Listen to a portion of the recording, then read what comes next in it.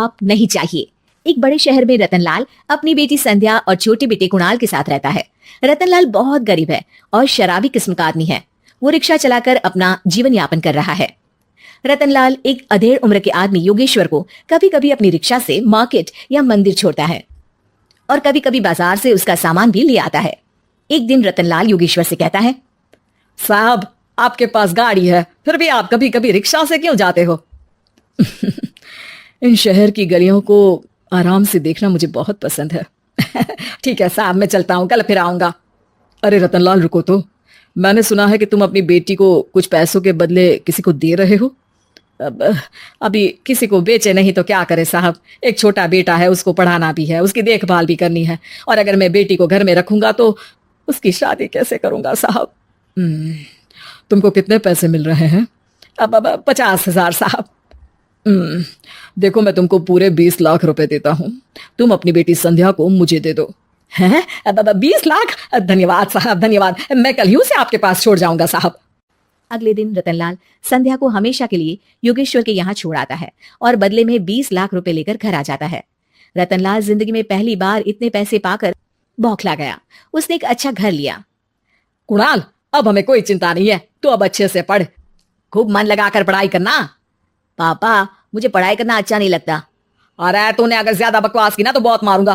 कल से तू अच्छे स्कूल में जाएगा तो जाएगा, हाँ बस। कुणाल का एडमिशन एक अच्छे स्कूल में हो जाता है, लेकिन आए दिन स्कूल से शिकायत आती ही रहती है। 10 साल बाद एक दिन प्रिंसिपल मैडम रतनलाल को स्कूल में बुलाती है। रतनलाल, आपका बेटा कुणाल बहुत आवारा हो गया है और ये बिल्कुल भी पढ़ाई नहीं करता है, बल्कि उसका दिमाग गलत कामों में जा रहा है।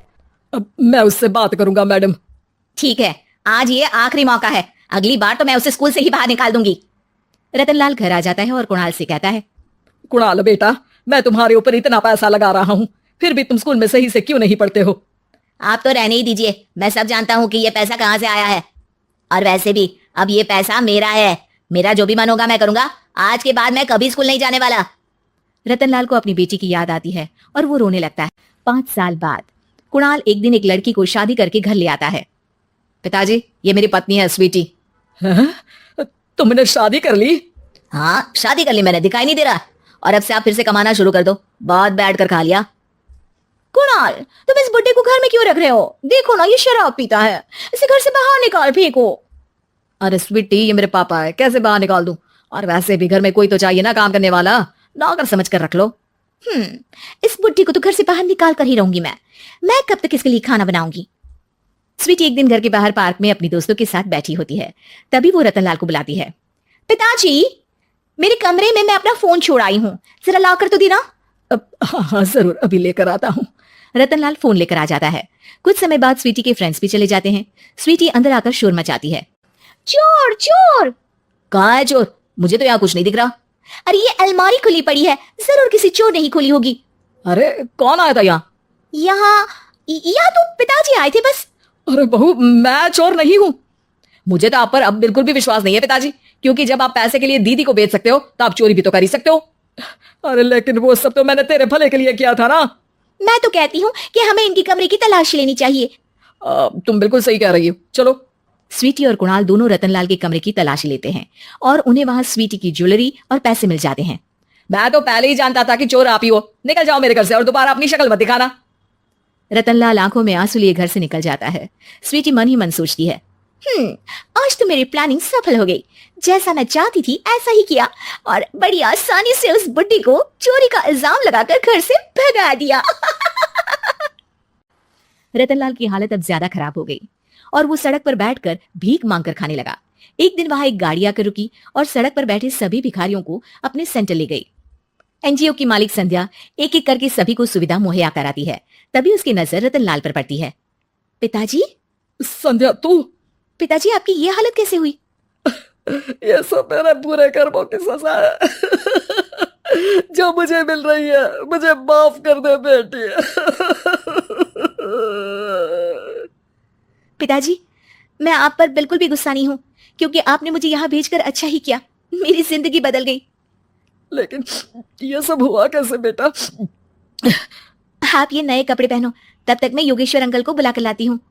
योगेश्वर अंकल? हाँ अंकल। योगेश्वर जी ने तुझसे शादी नहीं की थी? नहीं तो पापा, उन्होंने तो मुझे पढ़ा लिखा कर इस काबिल बनाया है कि मैं आज सबकी सेवा कर पा रही हूँ। रतनलाल पश्चाताप करके रोता रहता है। तभी योगेश्वर भी वहां जाता है। रतनलाल जी, आपकी ये हालत कैसे हुई, इतने सारे पैसों के बावजूद भी? क्योंकि मैंने बेटे और बेटी में भेदभाव किया था। लेकिन आपने ये कैसे किया, मुझे ये जानना है, बताइए। सालों पहले जब संध्या छोटी थी, तब मैंने एक बार एक आदमी से तुम्हें बात करते हुए सुना था, जो कुछ पैसों में संध्या को तुमसे खरीद कर शादी करना चाहता था। मैं उस समय एनजीओ में बच्चों के लिए ही काम कर रहा था और मैं किसी भी लड़की की जिंदगी खराब होते नहीं देख सकता था। इसलिए मैंने अपने जीवन की कमाई का एक बड़ा हिस्सा तुम्हें दे दिया था। सच में कितना गलत था मैं, मुझे माफ कर दो। अब आप दोनों मेरे साथ घर चलो और आज मैं अपना सच्चा प्रायश्चित करना चाहता हूँ। योगेश्वर और संध्या रतनलाल के साथ घर जाते हैं। स्वीटी दरवाजा खोलती है। चोर भिखारी, तो फिर से आ गया, चल भाग यहाँ से बुड्ढे। ये घर तुम्हारे बाप का नहीं, मेरा है, बाहर निकलो यहाँ से। रतनलाल कुणाल और संध्या को घर से बाहर निकाल देता है। योगेश्वर जी, अब ये घर आपका है और अब आप यहाँ एक और एनजीओ खोल सकते हैं। शायद अब ये सच्चा प्रायश्चित है। संध्या अपने पिता के गले लग जाती है।